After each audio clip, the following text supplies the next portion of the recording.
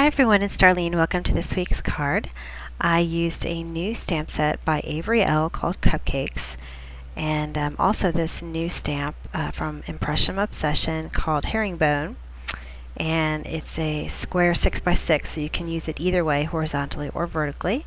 And I'm going to ink it up with some Memento Tuxedo Black ink and stamp it onto some Nino Solar White cardstock. And I usually do my background stamps upside down just because it's easier that way.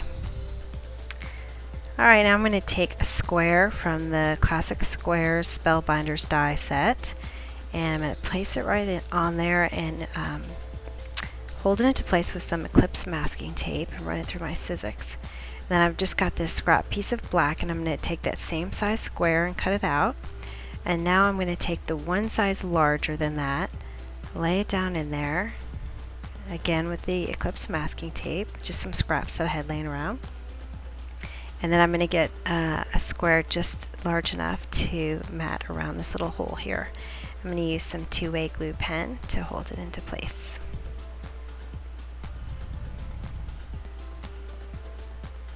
Okay, now I'm going to take a couple of different stamps from this set.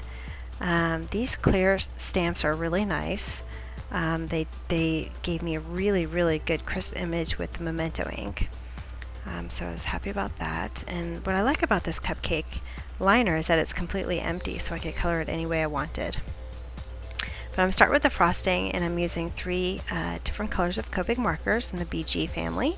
I'm going to start by coloring the top. I'm going to do this one piece at a time. I'm going to color it all over with the BG10, which is my lightest color. And then now I'm going in with the BG13, which is my darkest color, just around the edges because that's where my shadow is going to be. And then I'm going to blend inward with my 11 on both sides. And then finally I'm going to go back with the one I started with, number 10, and just fill the hole in right there.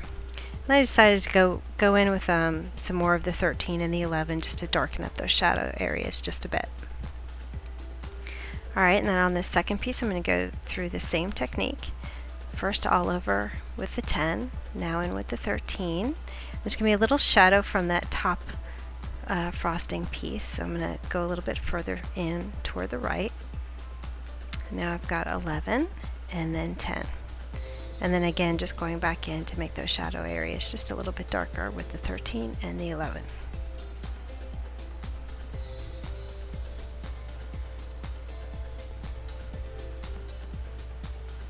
I don't know if you noticed, but I went outside the lines just a little bit, so it's really easy. You just take your 0 and you really just push the color back over the line, and it works really well, so you can fix your mistakes. Okay, so now I'm going to do the cupcake liner, and I started with this lightest color, E31, and I just colored the whole thing. And now I'm going to start with E37, which isn't my darkest. Not quite. This is actually not a sketch marker, it's a regular original Copic marker that my husband bought because he didn't know what he was buying. So I have this marker, and it's okay. I don't like it as much because it doesn't have more of a brush tip like the other ones have, but I don't have that color in any other version. So anyway, that's what it is. So I'm gonna do, let's see here, I'm doing E34, which is my second to lightest, and now back to the original E31 I started with when I did my all over color. Alright, now once I get all three of those down, the 37, the 31, and the 34, then I'm going to add my 27. So I'm going in with the very edge, on the very edge there, on the outside, and then I'm going to work my way back in with the different colors to blend them all together.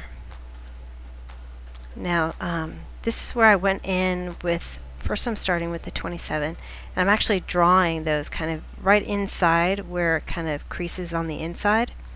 I'm switching pens based on which color I'm in.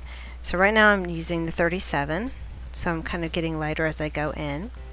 And then I thought I had picked up the 34, but I actually picked up the 31. But this should be 34, and I go back in and change it. So this is where I realized I picked up the 31. So I'm like, okay, I'll just finish it out with 31. So I just go all the way across, and then I took the 34 and put the lines in where I originally thought I wanted them.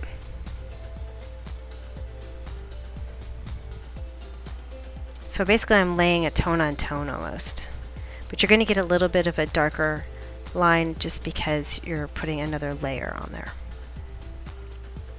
And again, I went out of the lines just a little bit, so I'm going to take my 0, I'm just going to brush it up and push it back over the line. Alright, this is my shadow, and it's just C1. No shading or different colors or anything, just a straight C1. Alright, now I'm going to stamp my flower from the same set. Back with the Memento ink. And I'm going to use pinks for this. So I'm going to start all over with the RV10. And then I'm going to be pretty heavy-handed with my RV19. Sorry, I had to move that around a little bit, because I wanted this to be pretty dark as far as like a shadow covering this flower. I want it to look like it was sort of folded inward. And then in with this is my 13 now. I'm going to cover most of the areas except for at the very top. And then finally I'm taking the RV10, which is what I started with. I'm just blending the whole thing together.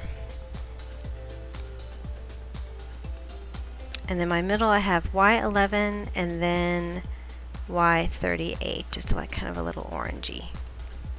And I'm going to cut out that flower. Alright, I also trimmed down my cupcake. I'm adding a dimensional, just a half of one actually, to the flower. Let me adhere that right on the cupcake. And then I'm just making sure it's going to fit here. And then I'm going to lay down dimensionals all around the edge. Let's speed that up a little bit. Peel them off and then lay it right down flat so that my cupcake is in the middle of the square.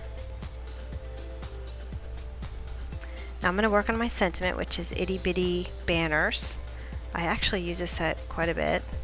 It has matching framelits, which I love, and also it's got outlines around all of the sentiments, so I don't have to draw them like I usually do. So anyway, I just used some masking tape again to hold it in place, run it through my Sizzix, and then it fits perfectly. And I decided to just use some flat adhesive there and just put it right there on the bottom in the middle, and I sort of counted my herringbones to make sure it was centered. So I'm going to adhere this panel now to a 4 1/4 by 5 1/2 inch piece of folded cardstock. So I'm going to add some more dimensionals to where I haven't added dimensionals yet, and then I'm going to use just a flat tape runner just to make sure everything's all even. I'm going to adhere that down. Alright, now I have a sentiment for the inside. Keep calm and have a cupcake. It's an impression obsession. And I'm just going to stamp that on the inside. I thought it was really cute. It's not part of this set, it's just something completely separate. And I bought this Avery Elle set just because I love cupcakes. Anytime I see a new cupcake set, I just want to have it. Alright, and then I just added a little bit of shine here with some glossy accents on my flower. And that's it. It's a really cute set, and I love this herringbone. It's really cool. So anyway, I hope you enjoyed it, and I'll see you next week. Thanks for watching.